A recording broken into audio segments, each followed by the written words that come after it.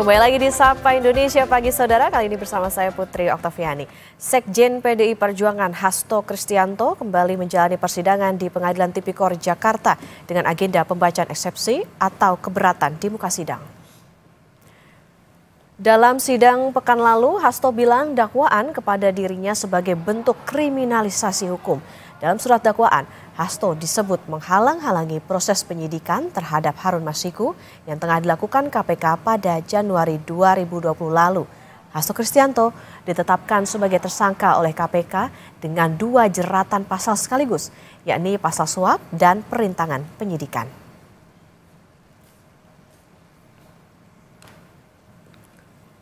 Dalam surat dakwaan jaksa KPK yang dibacakan dalam sidang pekan lalu, Hasto didakwa menghalang-halangi proses penyidikan terhadap Harun Masiku yang tengah dilakukan KPK pada Januari 2020 lalu. Sekjen PDIP itu disebut memerintahkan Harun Masiku melalui anak buahnya Nur Hasan untuk merendam telepon seluler. Hal itu dilakukan supaya posisi Harun Masiku tidak terlacak oleh tim KPK. Jaksa KPK juga mendakwa Hasto Kristianto menyediakan uang suap sebesar 600 juta rupiah untuk diberikan kepada Komisioner KPU periode 2017-2022, Wahyu Setiawan.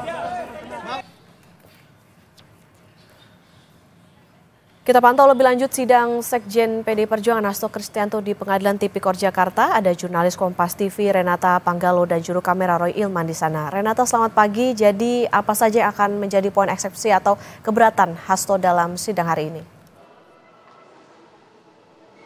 Selamat pagi Okta dan juga saudara, tentu masih akan kita tunggu poin-poin apa saja yang akan disampaikan dari pihak terdakwa Hasto Kristianto dalam nota keberatannya atau eksepsi yang akan dibacakan nanti pada pukul 10 waktu Indonesia Barat di Pengadilan Tipikor Jakarta. Sementara memang terjadwal pada pukul 10 pagi, tadi juga kami sudah melihat ada sejumlah pihak dari kuasa hukum Hasto Kristianto yang sudah datang, ada Ronita Lapesi juga sudah datang di Pengadilan Tipikor Jakarta.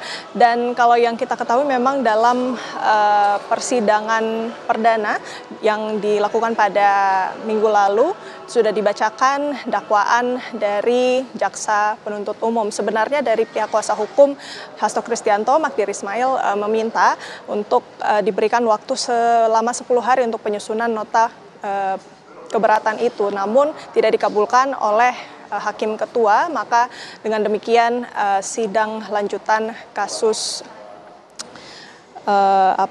kasus perintangan penyidikan dan suap antar waktu ini kemudian harus digelar pada hari ini. Sebenarnya dari dakwaan yang sudah disampaikan oleh jaksa penuntut umum pada persidangan minggu lalu itu sudah jelas bahwa Hasto ini dijerat dengan 2 perkara, yakni perkara perintangan penyidikan dan perkara suap pergantian antar waktu. Untuk perkara perintangan penyidikan, maksud kami Hasto ini didakwa menyuruh Harun Masiku melalui Nur Hasan untuk merendam telepon genggamnya.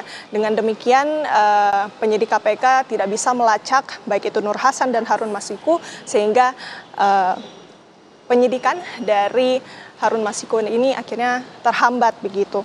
Kemudian dalam dakwaan jaksa ini juga Hasto disebut memerintahkan Kusnadi untuk menenggelamkan telepon genggam miliknya, dan JPU menilai hal ini dilakukan setelah Hasto mendapat panggilan dari KPK. Padahal handphone tersebut ini berisi informasi mengenai Harun Masiku. Selanjutnya Okta, untuk perkara suap pergantian antar waktu ini Hasto didakwa menyuap mantan komisioner KPU Wahyu Setiawan sebesar 600 juta. Suap itu diberikan kepada Wahyu Setiawan untuk mengurus penetapan pergantian antar waktu anggota DPR periode 2019-2024 Harun Masiku.